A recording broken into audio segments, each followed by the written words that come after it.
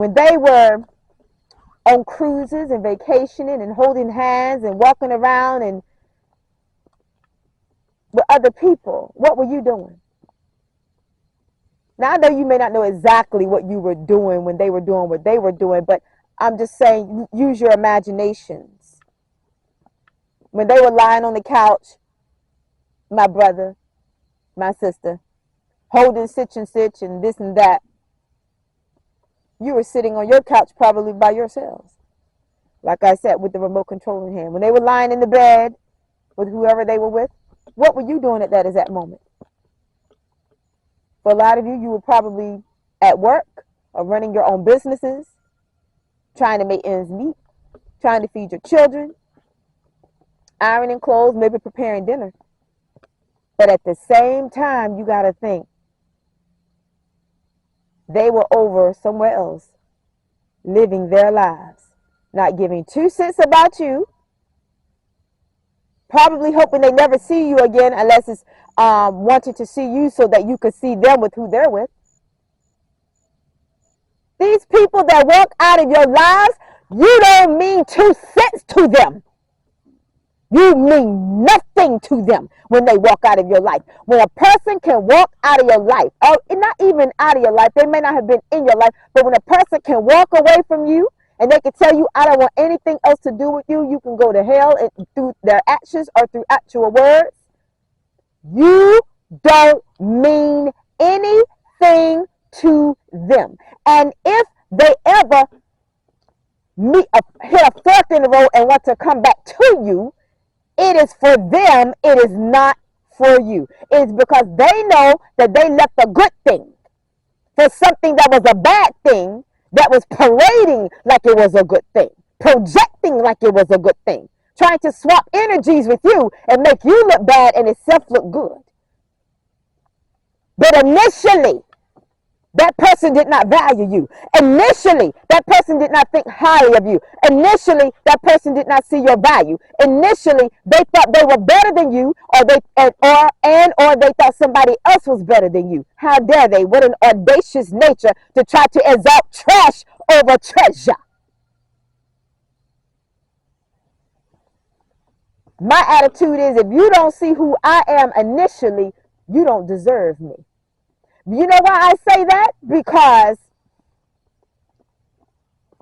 what a person thinks of you initially is what they think of you. Oh my gosh. Even if they change their minds, my brothers and my sisters, on down the road, initially they didn't feel that you had any value, though you did. They didn't feel that you were a gem, though you were. They didn't feel that you were a diamond, though you were. They didn't feel that you were worthy of their time and their effort and their money and their romancing and whining and dining and trips and vacations and shopping and taking you on shopping sprees and taking you out on dates and candlelit dinners and concerts and amusement parks and what do you call it, arenas and whatever, sports, watching sports or whatever. They didn't feel that you were worthy of that. In their eyes, though you were worthy, you were more than worthy. You know how when Jesus Christ walked the earth and Jesus is the King of Kings and is the Lord of Lords, and they didn't feel he was worthy of the praise. Can I talk out here this morning? They didn't feel a king was worthy.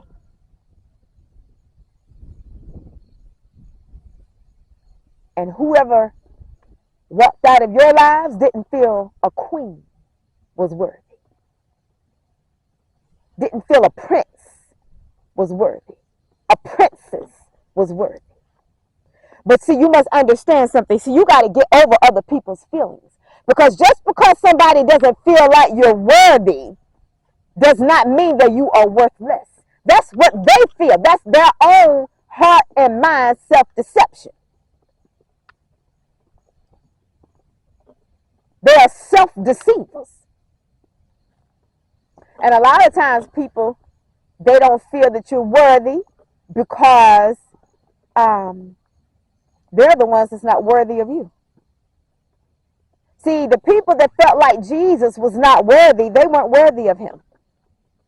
They weren't worthy of him. Jesus is the Prince of Peace. He's the King of Kings. He's the Lord of Lords. He's the Good Shepherd. He's the Lily of the Valley. There is nobody greater. So you had lesser than trying to devalue greater than. And that's what it is when people don't see your value. You've got lesser than trying to devalue you being the greater than. See, you are greater than these people that treat you like you are lesser. But see, they have to treat you that way because they are dealing with low self-esteem. They don't feel like they have any value. And when they walk away from a lot of you all, they will always go towards somebody that is lower than you, lesser than you. They will always go to the gutter 9 times out of 10. They will never go to anybody that is better than you. Matter of fact, it ain't even 9 times out of 10. I tell you what, I take that back. Subtract that. They will go to somebody that is lesser than you. They will go to the gutter and pull something out of the gutter and try to clean it up. But how many of y'all know you can't turn a hoe into a housewife? Am I talking to somebody out there today? You can't turn a hoe into a housewife.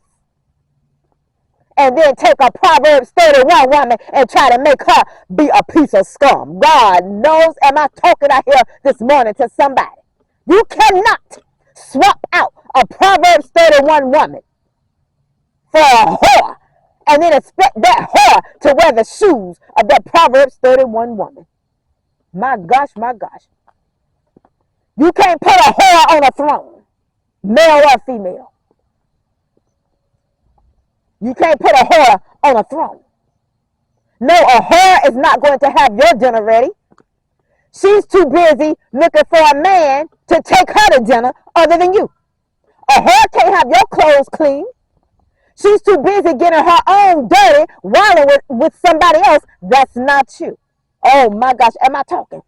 A whore can't take care of her children. She's too busy running around town with another man's child. You understand what I'm saying? Oh no, a whore can't take care of your baby. You know why? She's too busy getting knocked up by another man. Or just flip the scripts for you brothers out there. I mean, for you,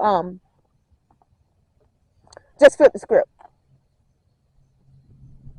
If it's a man, he can't take care of you. He's too busy going to get another woman pregnant. A whore could be a male or a female. That's what I'm trying to say, y'all. Okay? Y'all know that. I ain't going to tell y'all that. No, a whore can never wear the shoes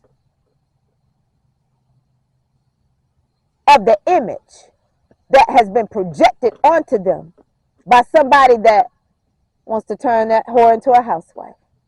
Is that making sense? I hope I said that right. I know how I mean to say it. I don't know if that's exactly how I'm delivering it. But excuse me, that's how I meant to say it, you guys. You can't project onto a whore.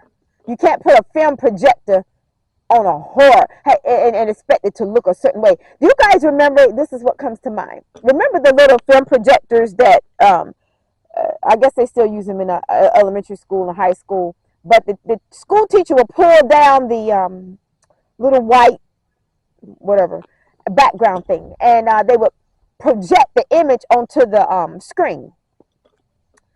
And do you remember, it would always be somebody who would just stand in front of the projection. They would go, and then the image from the projection would be on them. You know what I'm saying? That's how it is when a man tries to turn a whore into a housewife, or a woman tries to turn a whorish man into a gentleman. It doesn't work. It doesn't matter what image you try to project onto that person. You still see that their form is still the same. So it's like you can't cast the image onto somebody and then expect them to live up to the image or expect the image to be them. People are who they are despite projections. See, that's the reason why you all can't allow people to project onto you.